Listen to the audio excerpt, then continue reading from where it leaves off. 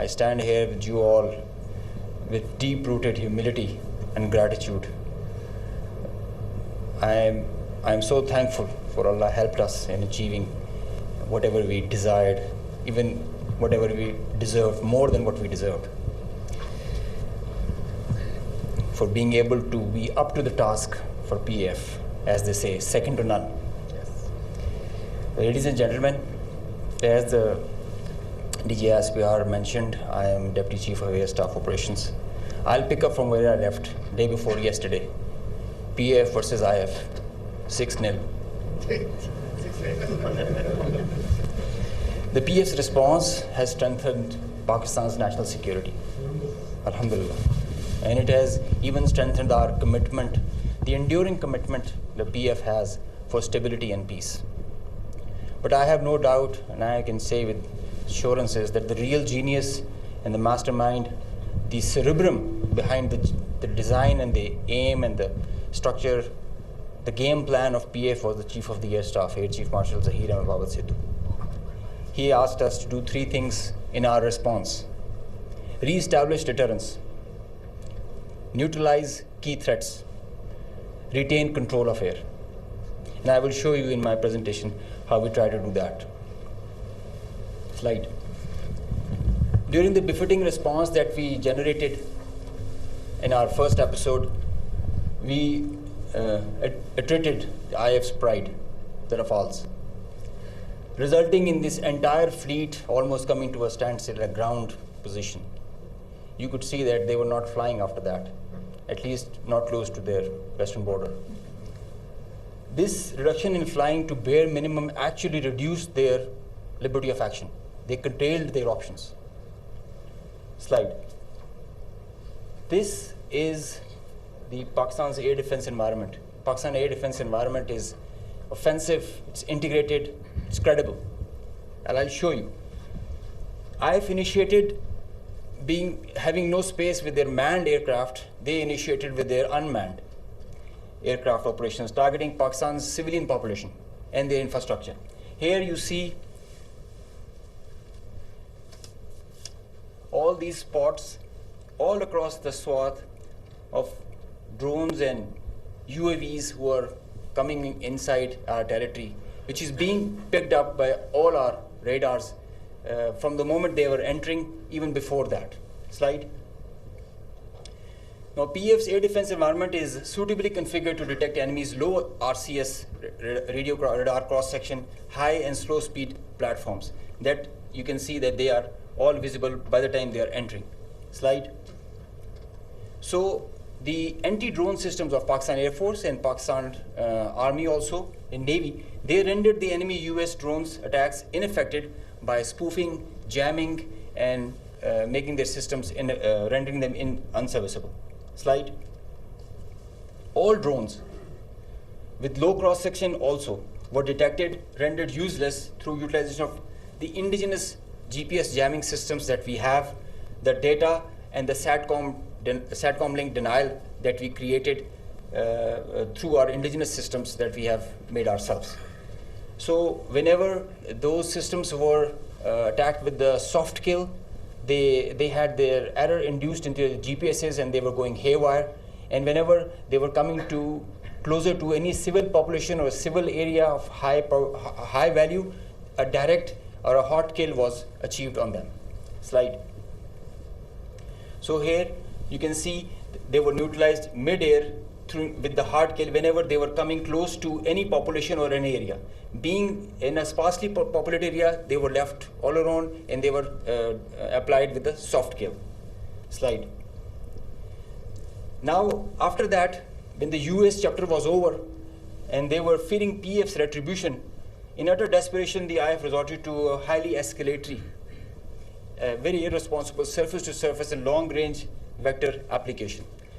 You can see this is Suratgarh and this is our base Rafiki. This is our eastern border, and you can see the BrahMos, high-speed BrahMos traveling almost at 3,000 kilometers per hour, who are going over there and coming numerous one after another. And Now they were being attacked with PF's soft kill. We were inducing the errors into them, into the GPSs, which increased their CEP. The probability of missing the target increases. And hard kill was also achieved. Here you see one of the US has gone, if by the end of the slide you see one of the US has overshot the target and gone ahead. And this is the radar picture. You can see that they are going, this BrahMos will miss the target and will go ahead and fall in some no man's land. And they are being, one after another, they are coming back, crossing the borders. They are being picked, slide. They are being picked as soon as they are being launched. So real-time launch, mid-flight and terminal phase of all SSM, PF has the capability. Our air defense system, as I just mentioned, is very offensive, integrated, and credible. So here you see that they are being launched from Bhuj area. This is the southern part of the country. And this is our airfield Bhulari. You must have mentioned, you have seen there were a lot of mention from our counterparts. Here you see this BrahMos is coming. It's almost reaching the target, and you'll see when we will apply the soft kill, look what happened to it. It moved left and then disappeared towards the ground. I mean, this is the radar evidence that we have that there so many of their vectors missed the targets. A lot of them did make because they were throwing like hundreds of them. Next slide. There is one more very interesting thing that I would like you to all see. This is where it is launched from our eastern side towards Jaisalmer. This is our airfield Shahbaz, Jacobabad. Now this BrahMos is crossing on top of Shahbaz, and it is going towards our western border, almost to our neighboring country, towards that. You can see this is going there. It's going ballistic. Now they are not even threatening their neighbor. They are threatening the regional stability of the whole continent and the larger area. So effective sensor to shooter grid that was made by PAF and the potent hardened soft kill capability that led to the missed target opportunities for lots of their surface to surface and long range vectors. Slide. Now this is another thing that I want you to all to see. This is a launch of a high speed projectile that has been launched from their area surrounding Adampur. Now these are the vectors where our radars are picking them, and it is disappearing short of Amritsar area within their own territory.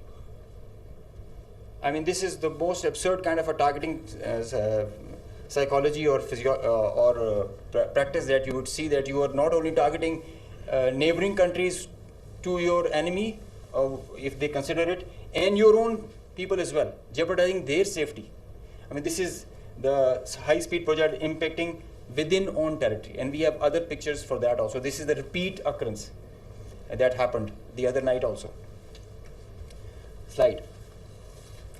Now the PF's response, I would like you all to pay attention to that, because this is kind of a dizzy slide, but I will go one by one so that it's all clear.